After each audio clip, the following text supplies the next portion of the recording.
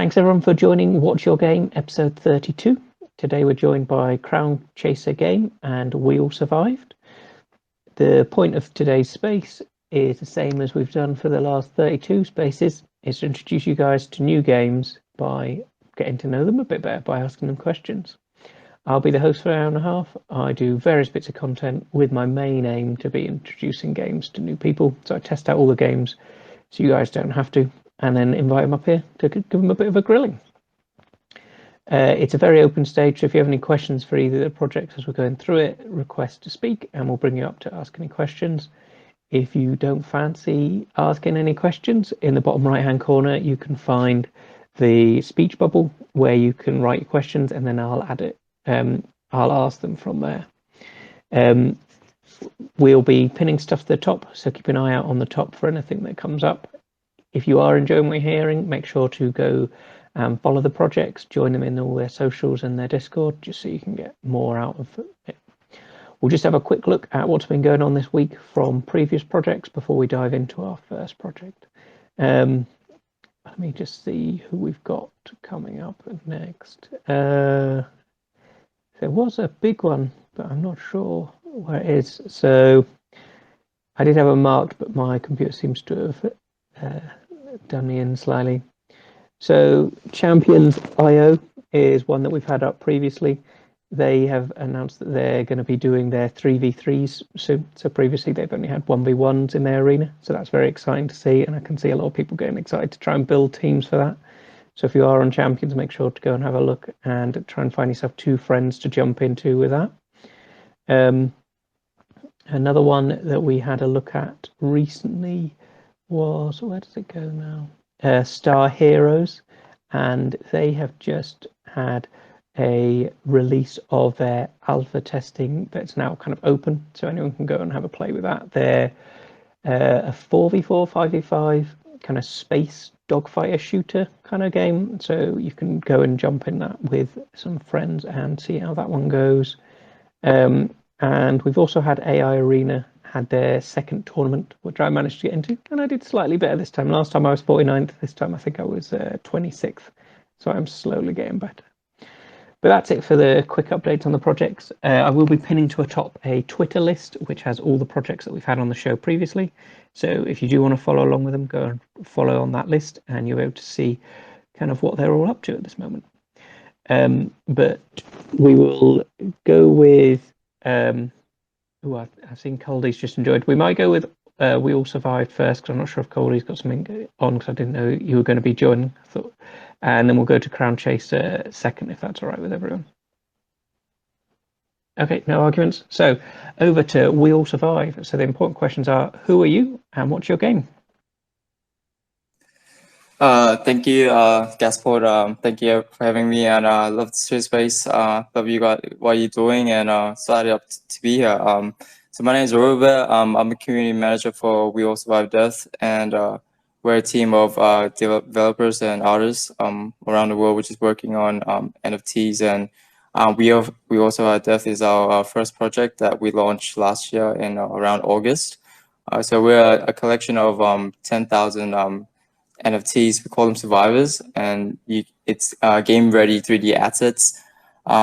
If I can, it's okay if I pin some tweets up here, Gaspode? Yeah, that's fine. Yeah, pin away. Yeah. So I can give you like just a visual of what we've been working on, and you guys can get an idea. So we have like released some like mini games for Weallsurvived Death, as you can see in the pinned tweet, and these are like 3D game ready assets. So if you buy or you purchase like NFT from us from the collection, you can basically download the 3D file, you own it. You can like create your games using these 3D models, and you can also like create other things like animation or anything like that. And you know, we originally, our team is a Web2 game studio, so we have been working on games for a really long time. So Cowdy here is our founder. So he's been working on a lot of mobile games in the past, like hyper casual games. Like if you guys know games like 2 Dots, 2048, just really popular games back in the day. So we have a lot of experience in working in hyper casual games. So this is one of the first projects we came out with, just to start transitioning into Web3 gaming, and thinking about how we can start working on games in the blockchain. So Cowdy, if you have any introductions, and you want to introduce yourself to some new members here, it'd be awesome to get to know us more better, and also the founder.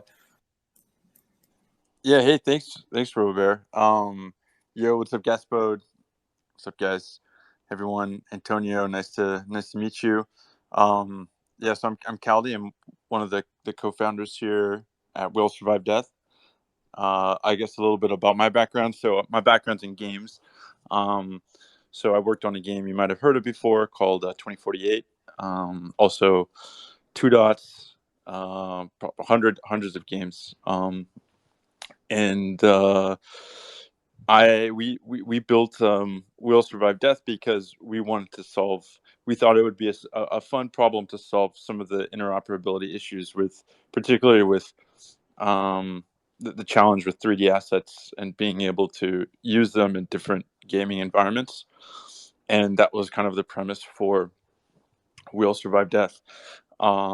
We saw, I've been in the gaming industry for maybe 10 years. I've been through three different acquisitions, companies that I've worked at that I got acquired 3 times, one by Ubisoft, one by Stillfront, one by Take-Two Interactive.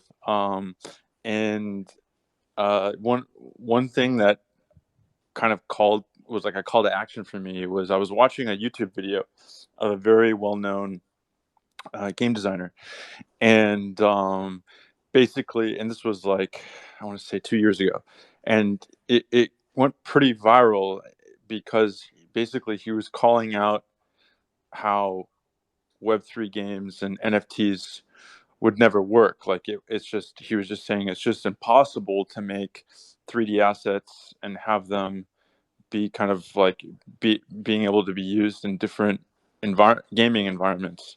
And he pointed out some very well-known issues, that we have with that we had at the time with games.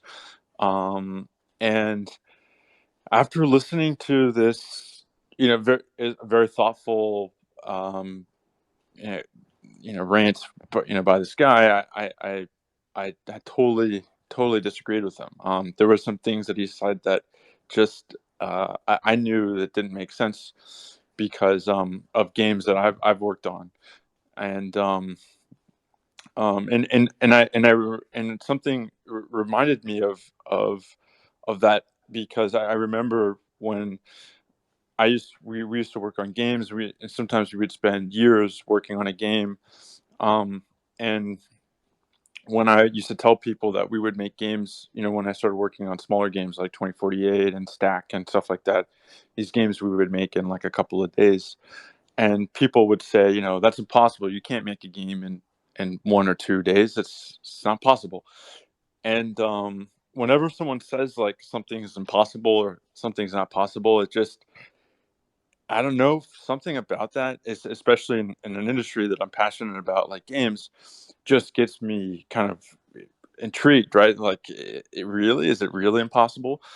And so that's why we decided to work on Weallsurvived. And currently it's we're using it in some games that we make. So we make a bunch of different games. We have about 300 million downloads in the App Store. Games like, we have a Marshmallow Music Dance, like a Care Bears game. We have a bunch of different games in the App Store, and the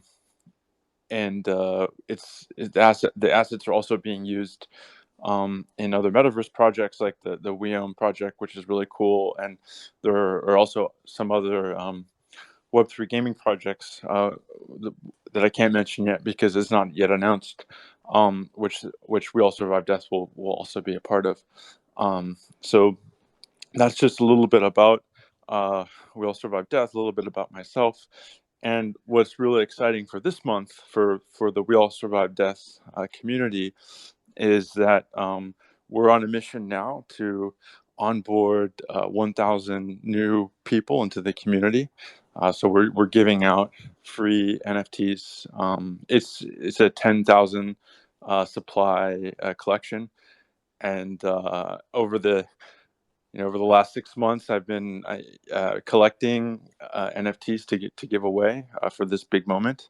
And at the end of the month, we have a free airdrop for all community members, which will be a very, very exciting new collection, which we are teasing out now.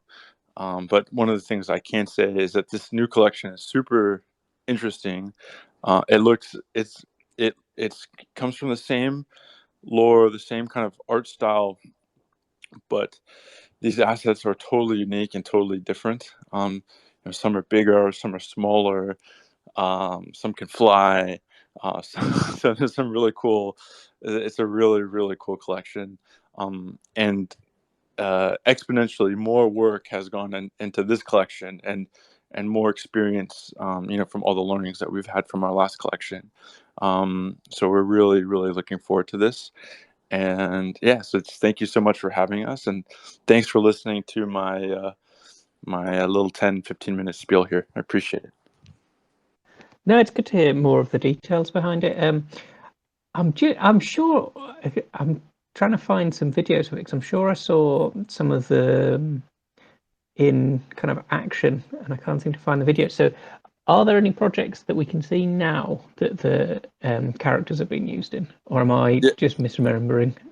Yeah, no, you got it, Gaspode. So I think RoboBear just pinned up a video from Lean, from the Weom metaverse, and it's a video of a WASD running around, and there's also some other videos of play tests that we've done with different games.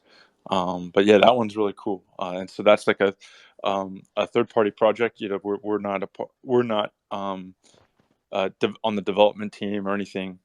One of the cool things from that project was that they had mentioned in the space that we did together that it was the easiest asset out of all the assets they've integrated into their game. It was by far the easiest one, is what they said. And so, that made it. We were really happy about that, because it just goes to show, like a lot of the quality that we've put into this. And later on, we'll develop other things as well to make it easier, such as like an API, and different ways to be able to load these assets in a kind of third layer environment. No, I think that sounds cool, and I'm gonna ask a question, and I will quickly get out of my depth, because I don't really know how you'll answer it, and I actually kind of know what you mean. But when you say it's getting integrated in their third party and they found it easier to use, is all the information in the blockchain, or do they have to point to your servers for that kind of integration, or how does that work? Yeah, so that's a good question. So on the blockchain, so all the information is on the blockchain to verify that you own the asset. On the game, at the game level, or what we call, like, I guess, the layer 3, which is the game itself, they render the game with the assets and 3D models that we provide them. And in the future, there'll be an API for games to call, so that they could load or preload those assets.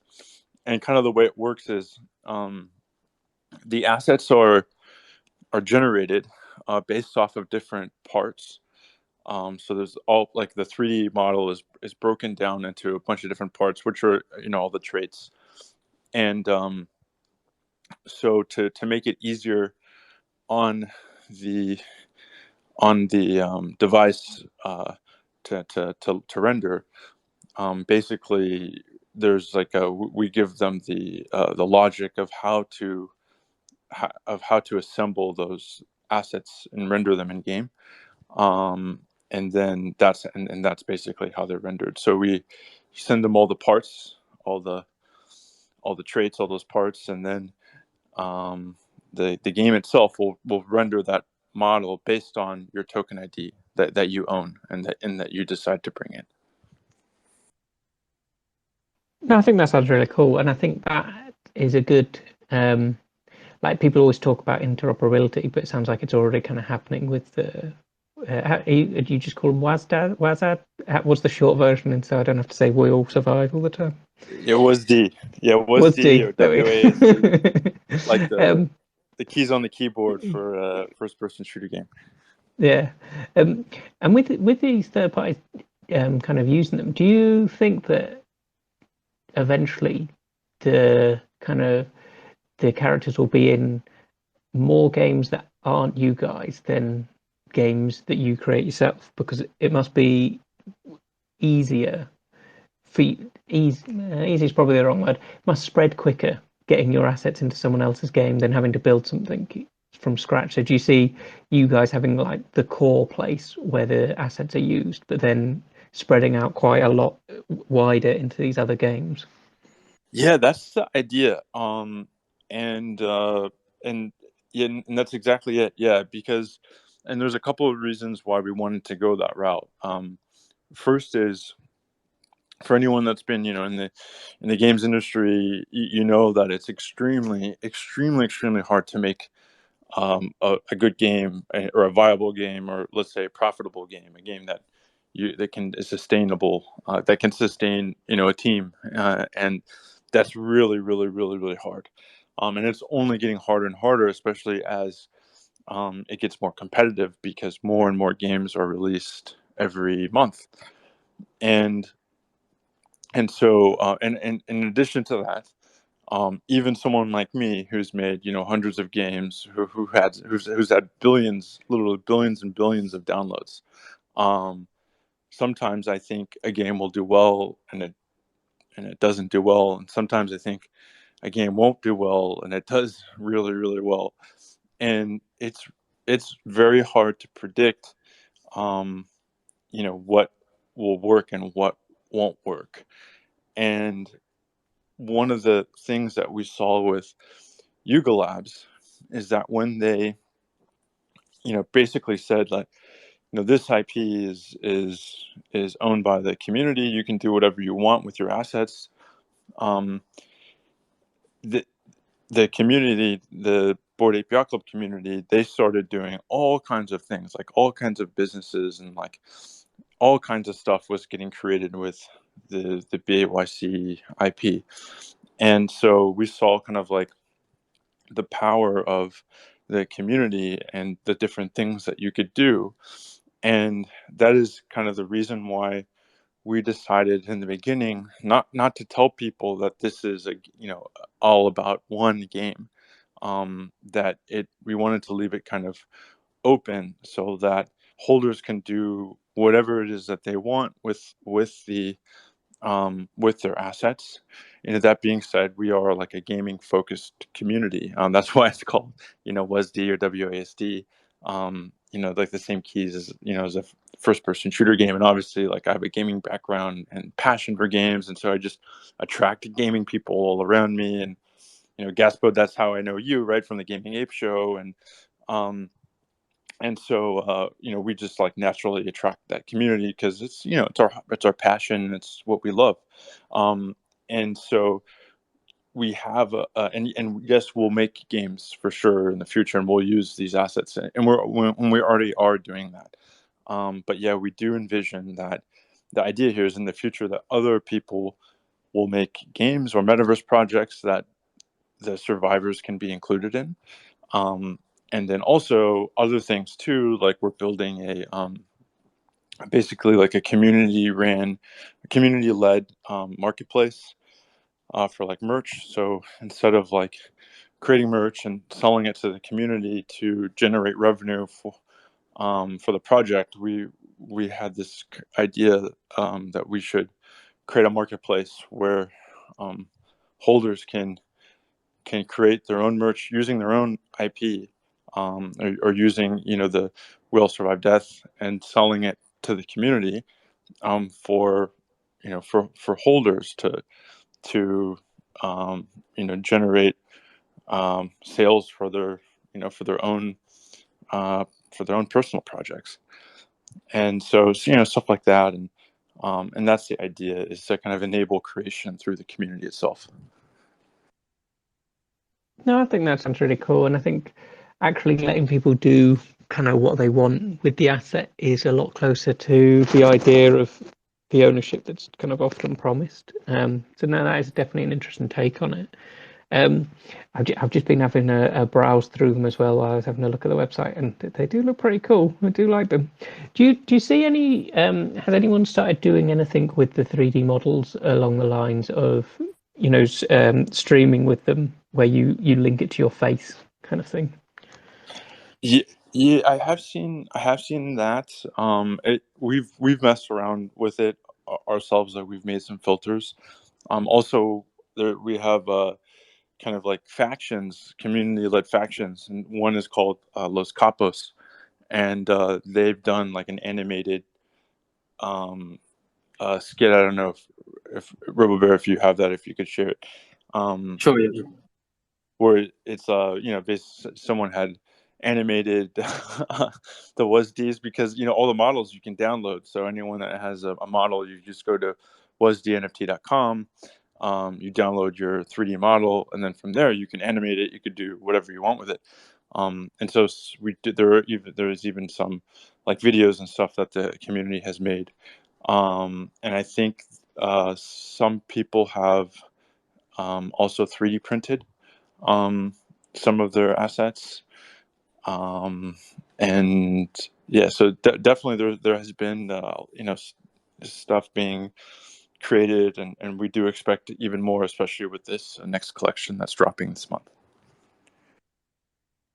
No, I think that sounds really cool. We've got. Oh yeah, I was saying I thought we had someone who wanted to come up, but it's just WASD account must have fallen off.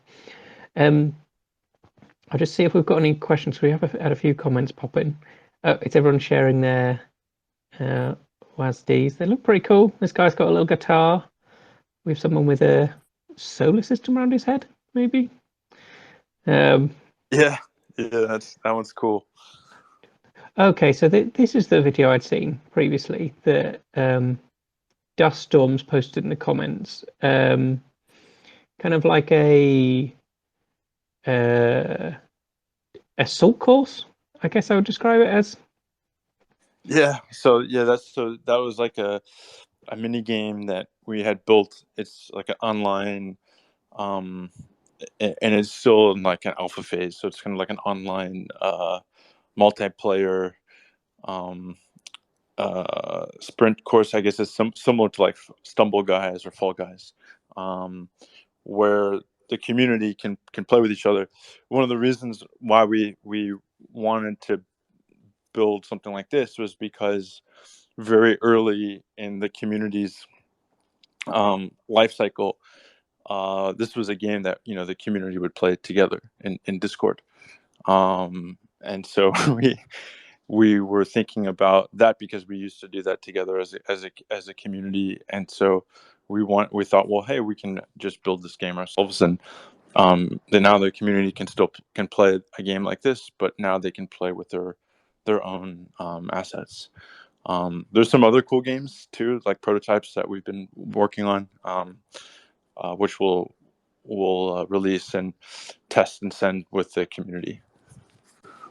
No, I think that's a really nice story about it, because obviously the video, kind of the gameplay in there now, you can see that there's a few games doing very, very similar with it, but I think the fact that it's not your kind of your main thing, but you've done it because, hey, we're playing this game anyway, if we'll knock something up so everyone can play with their characters. I think that's an interesting way of doing it, rather than building a game and then say put your characters in here, saying we want something to do with our characters.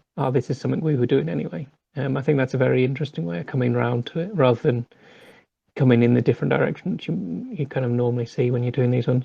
I'm gonna have to get away from this video because I'm watching Duststorm struggle to get through a hoop, and it's painful to watch, to be honest. I'm cheering him on, but it's just not making it through the hoop. So kind of other than the big the new collection that's coming up, what's kind of big on the horizon? Yeah, no, it's a good question. So we'll definitely have some pretty cool announcements over the next, I would say, couple of months. And so one thing is we'll be adding some new people to the team. And so we have some really some like I'll call them very like heavy hitters, like influential, really cool people that we're adding to the team as official team members, which is really exciting. It's something we haven't really talked about yet, and so that's something we'll probably announce the first person next month, and it's a very big deal for us. I'd say the other thing is we've been working on a platform called Superfine, and one of the struggles that I noticed in the NFT space is, especially for gaming, was that a lot of gaming mints were having issues because, one, they were being botted, and then two, it was hard for game developers or game publishers to find real gamers, like real gaming community members, to join their projects, because a lot of folks would join these NFT projects simply just to make a profit or seek profit or make money, with no real interest in playing the game. And so when you have a combination of this, it's very unhealthy and can be quite disastrous for a project's mint. Imagine if you mint a project and half of the project is bots, and they all dump the NFT on the floor. It could really hurt. Those spots could have gone to other people, right? It misinforms the project owner because they think that there's more interest in the project, there's more demand for the project than there actually is. Like in reality, they probably should have lowered the supply or allocated those spots to other people. And because of that, it drives the price down, and then all of the people that were simply interested in the project to make money, they maybe lose money, maybe they made money, but the project starts getting flooded on, and then even the community members, the people that even came in there for good reasons, like gamers, maybe they'll see this and they'll be affected or impacted by that, right? Because this is the first time ever you have real ownership of assets, and the value of those assets are going down, and you can't help but feel that, right? And so we built Superfine, and one of the cool things about Superfine is it's being used by over 25 different game publishers right now, including some very, very big ones, like Champions Ascension, who you had just mentioned, which used Superfine for their Elemental Mint. And one of the cool things about Superfine is that it can detect bots. So if you have their bots trying to mint your project, we can tag that. Superfine can also, it will run machine learning on your wallet to see if you've ever interacted with a gaming project before. And if you have, we'll tag you as a gamer so that the project will know, oh, okay, this person, maybe has a real interest in games because they've sought out or seeked, gaming projects in the past or interacted with gaming projects in the past. These are just kind of a couple of features that Superfine has. And one of the cool things is that if you own a Weallsurvived Death or WASD token, you can have early access to Superfine. And we have, I think, about 100 projects on the wait list now. And that, I think, is really, really interesting. It also allows me to combine my experience in growth marketing, because in the past I've mostly worked on marketing. I was an advisor for a company called AppLovin, which IPO'd last year. Also for other ad networks and projects. And when I was at Ketchup, I was mostly focused on growth and monetization. And at Dots, I was responsible for launching our game called Two Dots, which hit #1 in 100 countries, and building a lot of the systems that we used for growth. So it allows me to kind of combine my experience and like skill set in that area, but apply it now to some of the problems we're facing today with Web3 games. So it's really fun for me. And then at the same time, we can combine and add utility to the Weallsurvived Death token in a way where it's now can be used for this kind of Web3 gaming platform or tool, growth tool. And so I think that's really interesting and kind of a unique utility, because it's a gaming NFT that's not necessarily tied to a specific game, but it's tied to assets that can be used in different games, and it's also tied to a platform that game publishers and game developers can use to grow their games and ensure that when they mint out their project or they're collecting allow list spots, that they're only getting the best players, so that they have a high degree of confidence that when they mint their project, they know that it's not going to get botted, and they know that they're only getting the highest quality players because they can see the data. And so this kind of, if anyone's ever minted a project, you know how I feel, especially if you use something like a pre-mint, where it doesn't really give you that much information, and you're just kind of like praying like to whatever god you worship that the mint goes well. And now with with Superfine, you don't have to do that, because you have complete transparency and visibility into what's going to happen based on this kind of transparent layer that you can see. And so it just gives you like a lot of confidence and allows you to sleep better at night.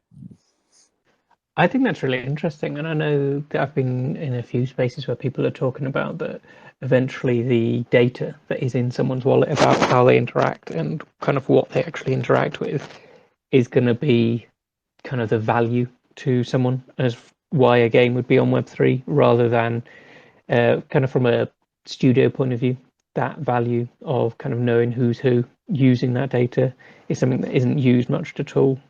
So I think that sounds really interesting, and thank you to I think it's Random who's posted something underneath for Superfine. I've tagged it at the top because I did try and find it, but I couldn't find it. But I'm following now, so I have tagged it to the top as well, because I think that sounds really interesting. And I see that we do have a few faces out there that are kind of on projects as well, so definitely something to keep an eye on there. I'll just see if there's any more questions in the kind of chat bubble, but if anyone does want to request to speak, just request and I'll kind of let you up and you can ask any questions of the team. There's quite a few comments, so I'll just have a quick scan through and we'll see if anyone wants to come up as well. I've got one request. Let's see what this one is. Okay, so I've approved, so we'll wait and see if that works. No questions, but we have got a lot of the PFPs in the chat as well. So no, they do look really cool. I do like the where's it called? Someone had it already. The kind of blue skin with so kind of random skin. I think that one looks quite cool. Hang on, there we are. Right, we did have someone request to come up. So, IFEH, do you have a question?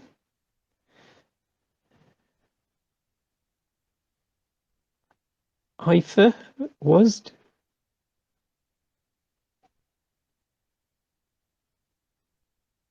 Okay, we'll take that as a no. Hopefully everyone else can still hear me though. Yeah, I can hear you loud and clear. Thanks, Gaspode. No, yeah, I appreciate it. Thank you so much for having us up. Always wanted to come up on your space. And RoboBear, thanks so much for scheduling this and for staying up. Just so you guys know, we are based in Vietnam, so it's 4 a.m. now.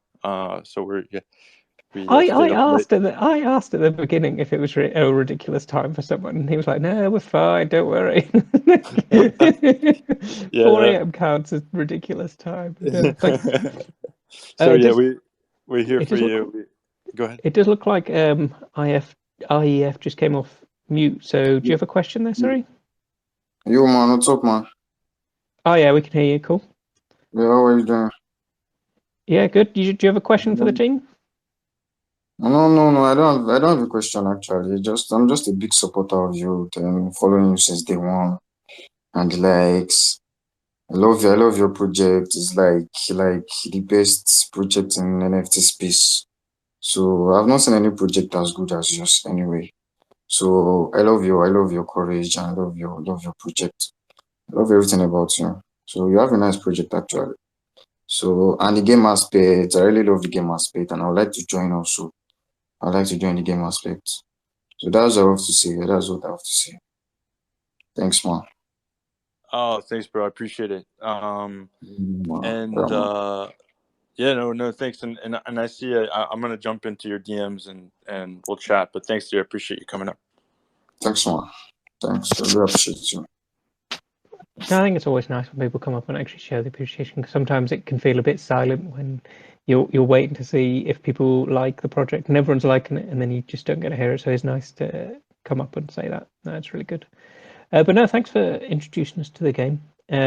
Feel free to hang around, but also if it is a ridiculous time, I will totally understand if you go to sleep. That is also fine. I'll add you guys to the Twitter list as well. So for anyone following the Twitter list, they'll get kind of updates on the project as that goes through. And with that, I will just refresh the room before we go on to Crown Chaser. But feel free to head off to bed if you need to as well. But no, thanks for talking to us at Weallsurvived. Just for those who've joined us, welcome to episode 32 of What's Your Game? Today we're joined by Weallsurvived, who we just heard from, followed by Crownchaser. The idea of the space and pretty much all the content I do is to introduce people to new games, either by showing them, playing them on video or on stream, or talking to them and getting a bit more into the details of the project on spaces like this. But with that, it is a very open stage, so if you do want to ask any questions, feel free to come up and we'll get you up to ask any questions. We'll be pinning some stuff to the top, so make sure to keep an eye on that. If you want to ask any questions but you don't want to speak, use the speech bubble in the bottom right hand corner and make sure to follow the projects. And if you're enjoying what they're talking about, make sure to jump into all the other socials, including their Discords, to learn more about them. But with that, we will go over to Crownchaser.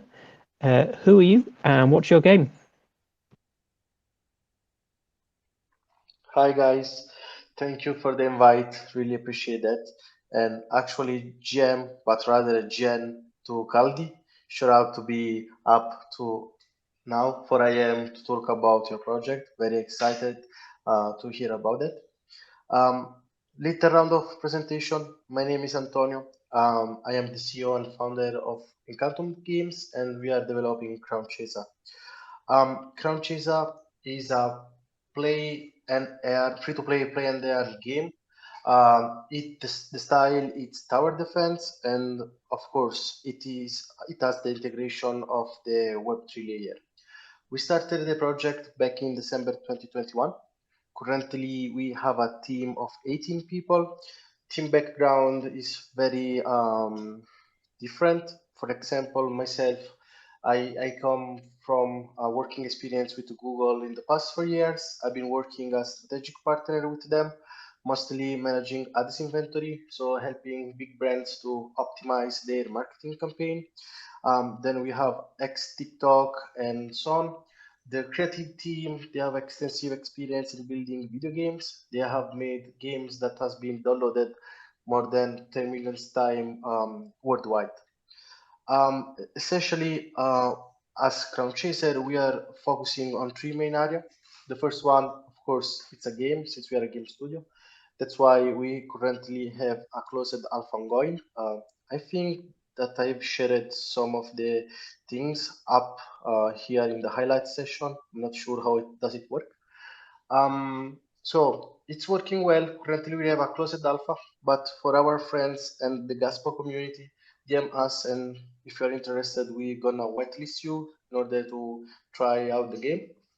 The second area of focus is about partnership, because of course we are building a Web3 game, which is different from the traditional Web2 games.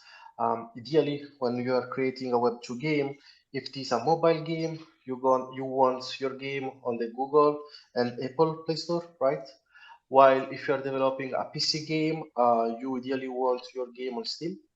Our game is multi-platform. It means that it will be available both for Android, both for mobile device and for PC desktop and iOS.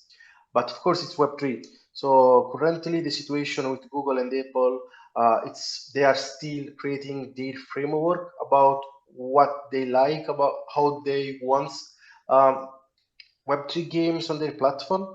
So that's why we are building partnership with key players all around the Web3 ecosystem.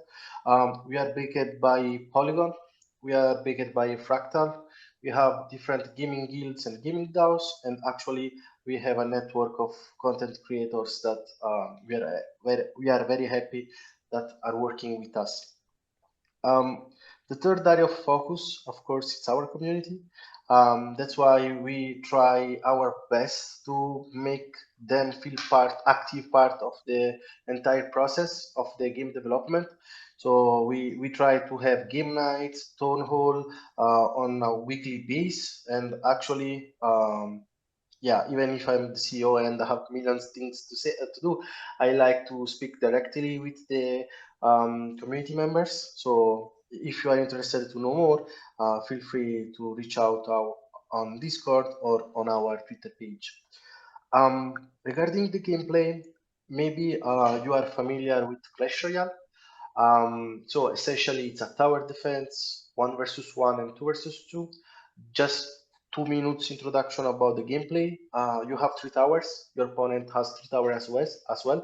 It's a multiplayer real-time game.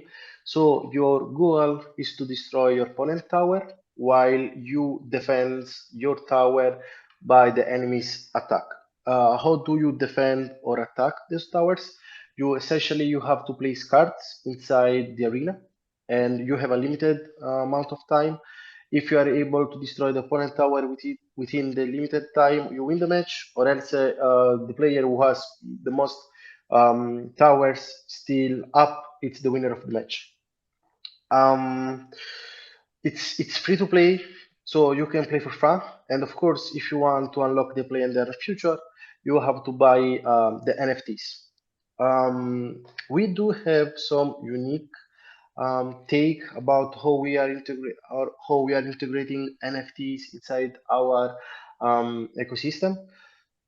Most of the game they struggle with NFTs because actually, in order to make games accessible, you ideally want some low entry barriers, and you want something always available for the newcomer, or else you have a whale environment, and whale they are good for the monetization, but not really for the retention, because actually, if someone feels that a game is too much of pay to win, they essentially are not interested, right?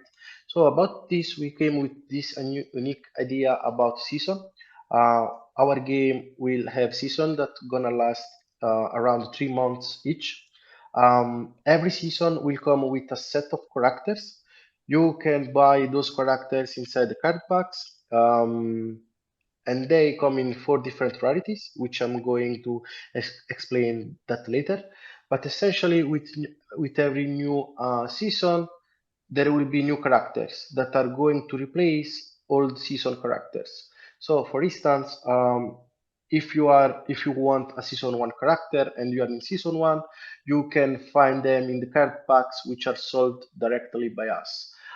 Indeed, if we are in the season 2 and you want a season 1 character, the only way for you to get one of season 1 character is through the secondary market. So you have to buy from other players. These give us the opportunity to have a limited supply of NFTs available, so they are capped. And actually, over time, there will be less and less available due to the upgrade system.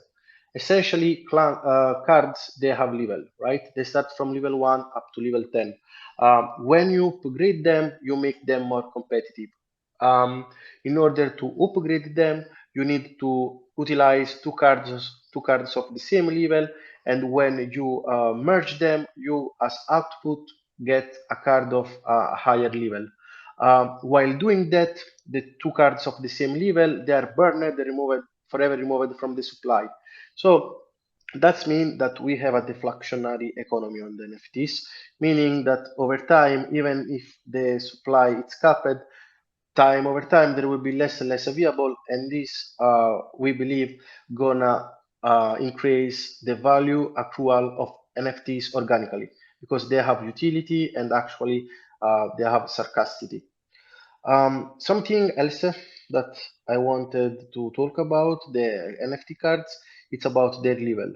So we said that they come in 4 different levels. So you have basic, rare, epic, and legendary. This is not something new in games, but it's how we gonna utilize those rarities. So in most of the games, legendary cards are better than legendary characters are better than rare characters, right? So the more rare it's an asset and ideally more powerful it is. But again, we would like to avoid a pay-to-win environment. So that's why we came up with the idea that all cards, they come in all different rarities. So for example, one of our characters, it's the Archer, right? You can find the Archer in base rarity, epic, um, rare, and legendary.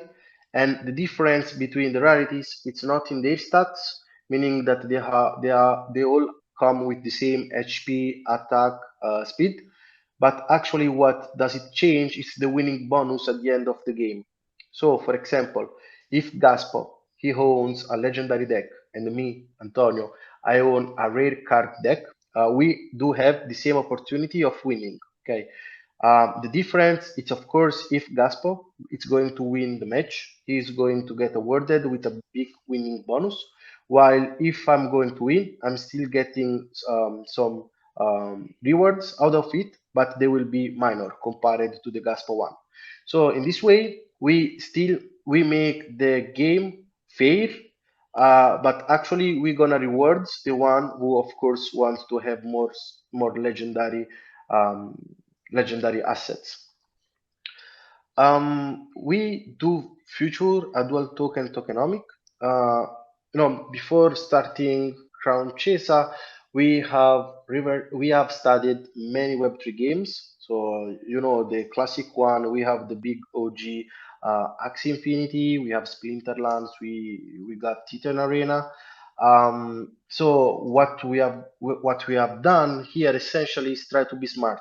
So we had a deep looking at those live games. We have seen what is working and what's not. So we are trying to get the things that works out of a game and integrate it with our ecosystem, mixing all this formula together with many games.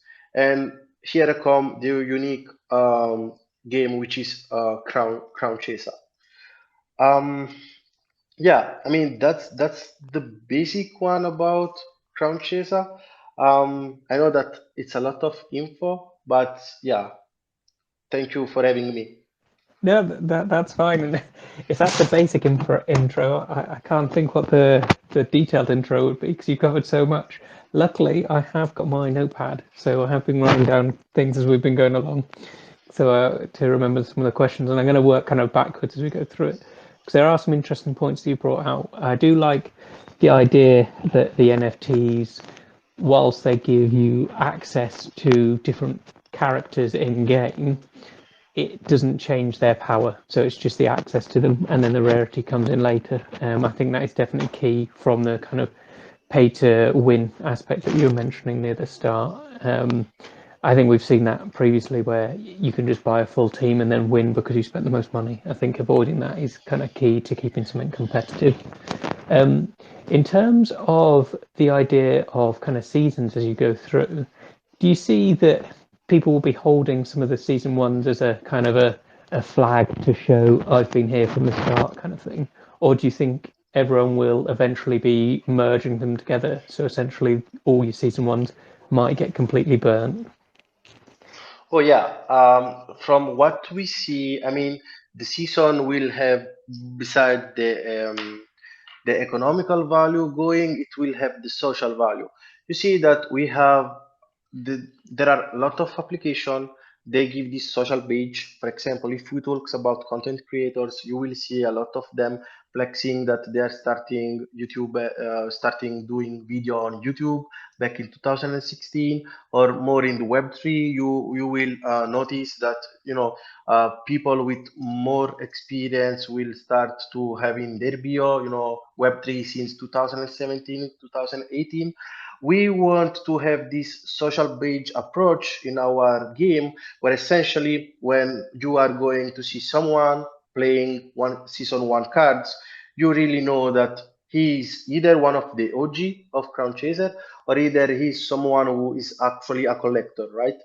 Of course, they will have their own utility inside the ecosystem, because we will tend to differentiate the characters that will be available through the season.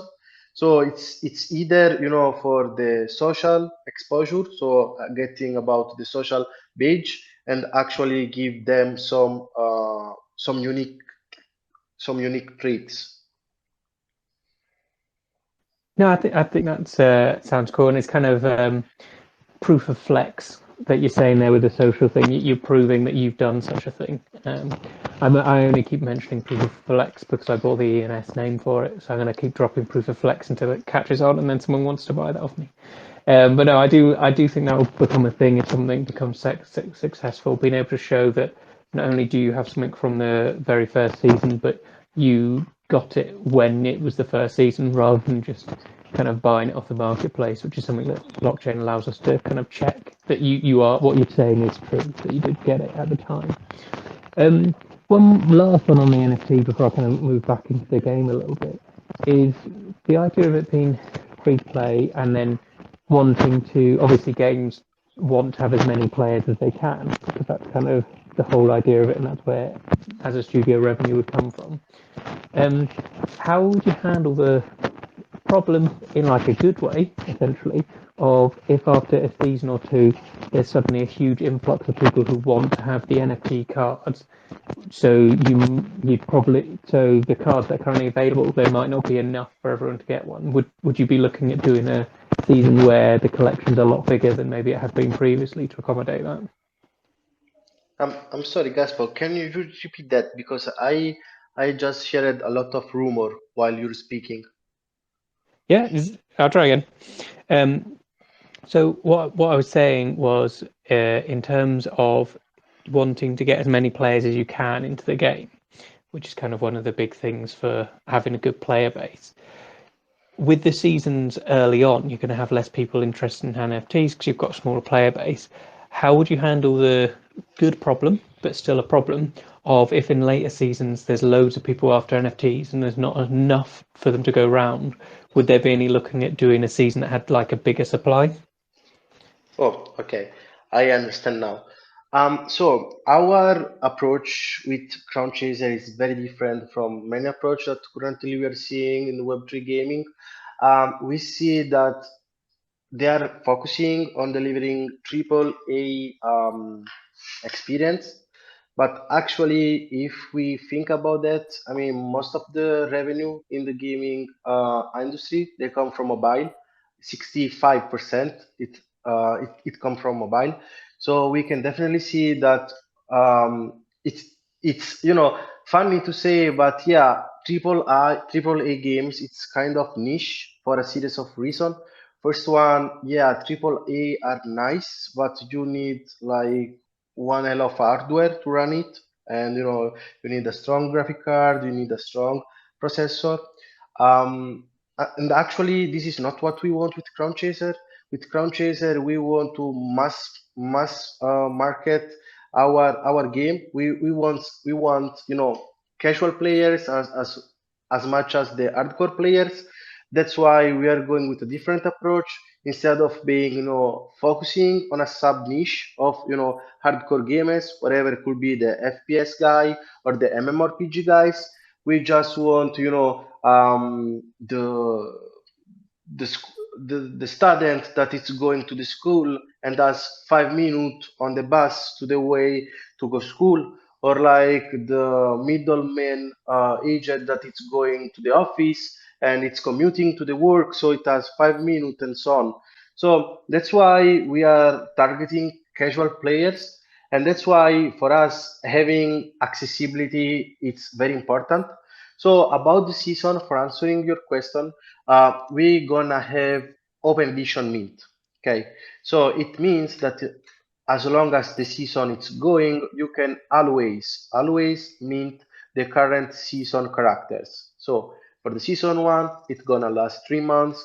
Everybody has 3 months of time to mint their own NFTs. The season ends, no more opportunity to mint that given characters.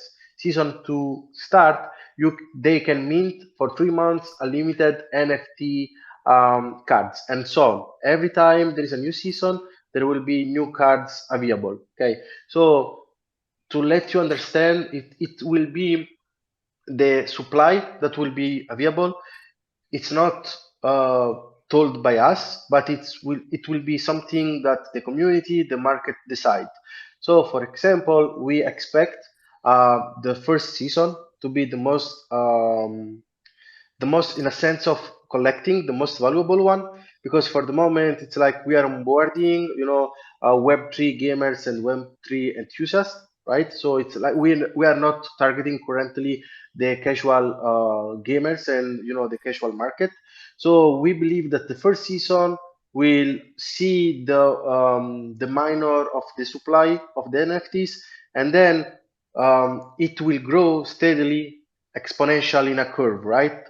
Where essentially the more we become mainstream, Crown Chaser become mainstream, the more and more NFTs will be available. No, I think that's a really good point, and I think having an open edition definitely makes sense when you're trying to get as many people into the game as possible. Just to circle more kind of around the game itself, with your mentioning that the target kind of market is more casual, even though it's still kind of a PvP, do you see there being any tournaments or any tournament style play with it, or is that just not something you're particularly looking into for it?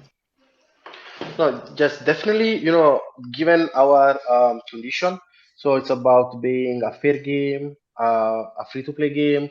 It's a skillet-based game. Actually, we really match the esports sector. Um, we are collaborating, for example, with Fractal, that they are hosting a lot of tournament on different Web3 games, and we are very aligned with their value. So that's why in the future you can expect us dropping a tournament in Fractal.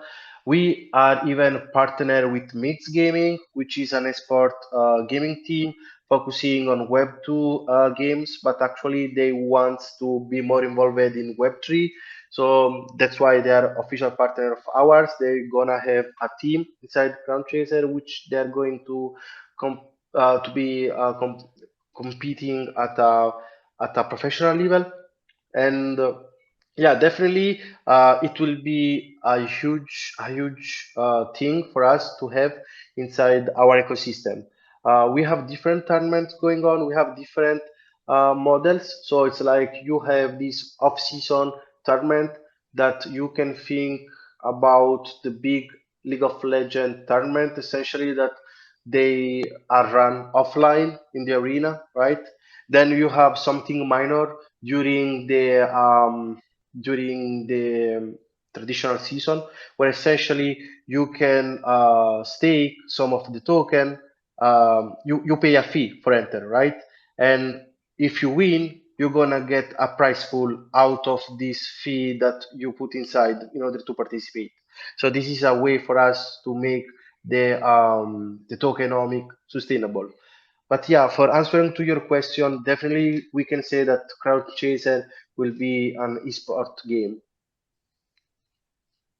Okay, so that's interesting that you're kind of tackling both ends of the market essentially with the casual and then the esports side. And I think even with a casual game, being able to see people playing it at a much higher skill level with tournaments is kind of a great way of getting people more kind of interested and engaged into it. You mentioned being on the app stores, and I'm a big fan of getting Web3 games on the app stores, even with some of the really expensive fees that come along with the app stores themselves. I still think it's a great way of getting to where gamers already are. But it does come with the issue that for kind of Web3 games, getting onto the App Store is showing you to a lot more eyes kind of outside of the Web3 bubble. But then you're also competing with a lot of mobile games that are kind of already there. How are you how are you planning on tackling that? And is it something you think about kind of trying to, how you're going to stand out from the crowd when you are on the App Store? Okay, that's a very good question actually. Um, so you know that our gameplay is very similar to the Supercell Super Hit um, Clash Royale, but we do really believe that our unique sets can make Crown Chaser a true competitor of Supercell IP, because let's be honest, currently there are not very, I mean, the world of games, it's made of a lot of games that they do competition between them. It's either, for example, Call of Duty or Battlefield, or and games like that. For mobile game, you have a very saturated segment of, like, for example, battle royales and match 4 games. But for the unique style of Clash Royale, there are not many games set in that direction. We strongly believe that the Web3 layer can be helpful on that by delivering true ownership to the end user, to the player. And actually our other set of future, such the no pay to win, and the fact that we are going to utilize live operation inside our game. So just give me some context for the one who are not developers. Live operation means that your game is going to run periodic periodically updates that are going to add new features, new assets, new characters, new arena, and so on. So this is something that we want to do, because essentially we have seen that many Web3 games, when they launch the game, that's it, right? You will see maybe 2-3 update each year just for security fix patches, while we want to do things differently in our ecosystem by providing every 3 or 4 months, together with new characters. We want to add new game mods, new environments, and new leaderboards, new reward to obtain, and things like that. The reason why, it's because else people get tired. One of the problem with the MMORPGs, it's the end game, meaning that once you, for example, reach the maximum level, you start grinding, and you do the same thing every day, every month, every week. So it's like you just try to grind your dungeon in order to get your item to make your stats more powerful. And this is something okay, but it's something boring. It starts to be repetitive. We want to avoid that by providing always fresh content every couple of months. For sure, this will be a challenge, because this means that we need a huge team. I mean, currently we are 18, but for live operation, we plan to have at least 50 team members. But yeah, this will put us in a unique position where essentially that we will never reach that boring moment of the end game, where essentially player just play, because they are missing one item of their sets. Rather, they are playing because there is always something new to explore and to experience. No, I think that's a good way of going about it, and it's definitely something to try and add through to. You've mentioned a couple of things I want to jump into a little bit, but with the idea of free to play and getting as many people kind of in through the door, and then understanding that maybe not everyone will end up spending because some people will stay as the free players. What kind of, and it's not really a very exciting gaming question, but I think it's kind of important from an onboarding side of things. What do people need to play if they are playing free in terms of like an account or a wallet or anything? So come again for the last Yep. part. So with it being kind of free to play and wanting as many people as possible to be playing it, what do people need to log into the game? Are they, even if they're free to play, will they need a wallet, or are you going to do it all Web 2 or offer people to play just as a guest? How will that kind of work? Okay. Well, Gaspard, you know that already say that the Web3 is not ready to onboard the Web2 users because the user experience is terrible. If we take 1 second to think about that, you have to download a wallet, let's say, for example, MetaMask. You have to write down your 12 seed phrase, and you have, in case of if you use an L2, you need to have enough token to cover the gas fee. Then you have to bridge those tokens from an L1 to an L2. Then you have to send the transaction. If you send the transaction, it might happen that it fail, right? And if this fail, you have to understand why.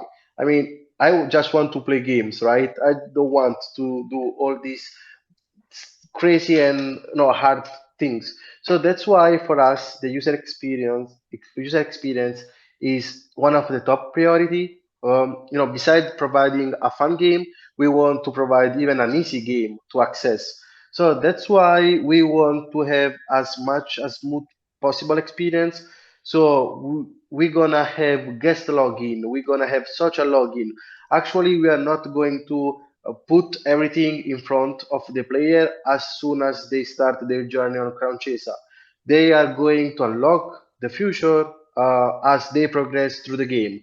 So, for example, for the level 1, it's like make your deck and start playing in the arena.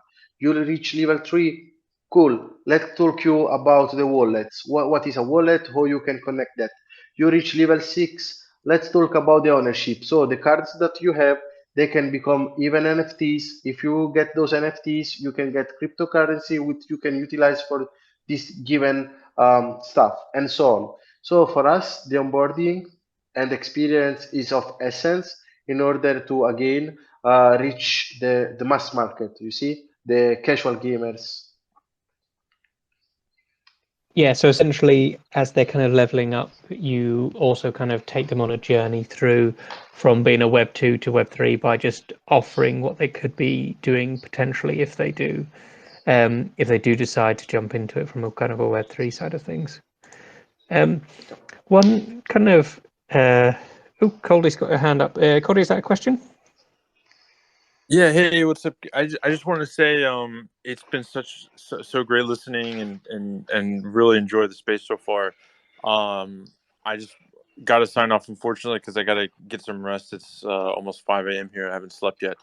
But thank you. I just wanted to thank you. And before I signed off, I just want to say bye and to thank all the speakers and everyone coming in to listen, and appreciate you all. And thank you, Gaspode, for hosting the space, and RoboBear for setting it up. No, thanks, Coldy, and I hope you get a nice bit of sleep in. I couldn't think of not sleeping before then because my son normally gets me up at 5, so I'd have 0 hours. So I know how you feel. So definitely go and jump into bed and get some sleep in. All right, man. Take it easy. Take care, everybody. Cheers now. Take care. Bye. One thing with the different seasons and the different kind of characters in seasons, do you see there being a problem around not a problem so much as just a challenge around people falling into a meta that this is the way that everyone plays because this is the best kind of setup? Or are you going to try and make sure that there isn't ever one kind of winning build? Yeah, of course. This is something specific for our game designer. So I just going to cover the essential here. But yeah, ideally you want to have something, an harmony between cards, right? You don't want some decks that feel too much powerful, and at the same time you don't want deck that feels not very competitive. Okay, so here the trick It's about having a solid meta, and in order to have a solid meta, you need to balance those cards accordingly. Okay, one way to do that in the beginning, in the first season, I mean, we're gonna do that. Okay, but as we progress and we hit the roadmap, we have in plan to have the DAO set up.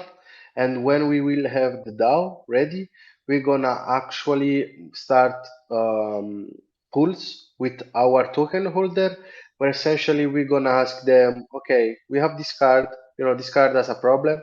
We think that has a problem. Do you think that we should increase or decrease the card stats? And so we start a pool where essentially the community will choose the fate of the card. I mean, this is the way to go in Web3, right? So for us, when we were gonna launch the governance token, it is for real a governance token, but essentially we ship we ship the game in the hands of the community, and then actually it's the community who will decide the way to go. Of course, do something like that require a mature community and a mature game. So this is something that we are targeting for the very long term in terms of years. It's not something that we will have a viable in the next months or in 1 year or two. But yeah, we are setting the framework about how we want this to be managed, because essentially our end game, in Quantum Games, for being a true Web3 game studio, essentially after a few years, we're gonna ship the game in the hands of the community, and the community should be able to have enough tool to keep Crown Chaser going on their own. Meaning that the community should be empowered enough and should have enough tool to um, to bring the game on. So we should develop tools in order to create new characters. We should create tools in order to change the stats of a card and so on. No, I think that sounds really cool, and it'd be interesting to kind of see how that works, because I think that is something that people always talk about, is handing the game completely over to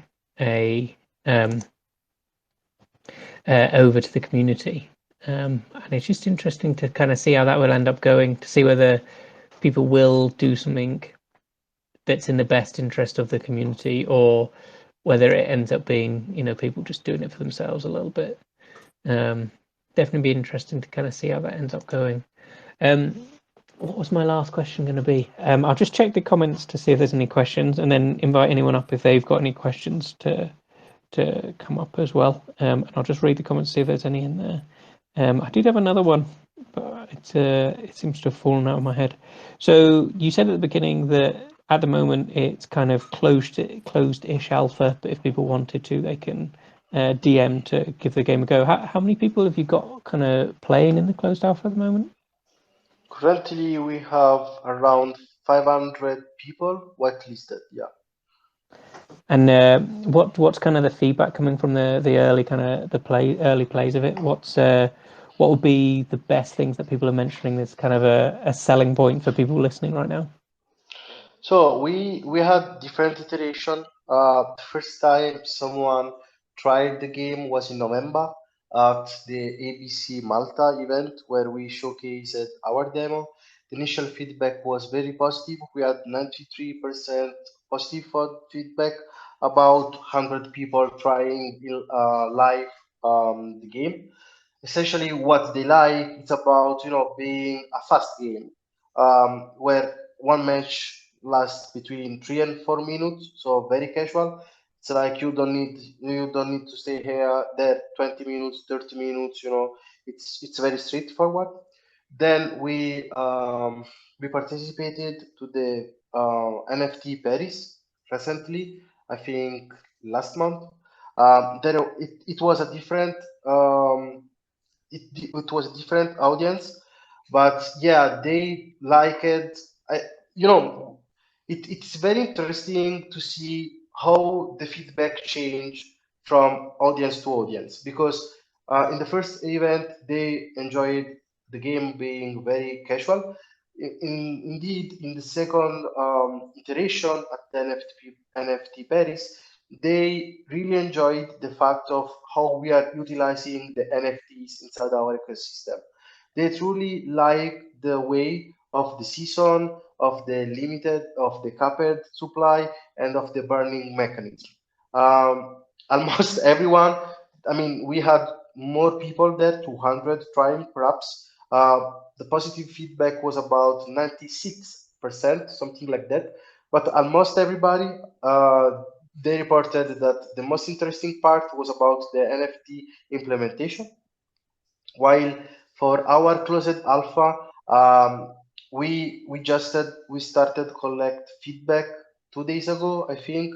So I am not able to give the feedback of the community currently. But yeah, I can give you them in somewhere when we are going to update the Crown Chaser progress on your Twitter space.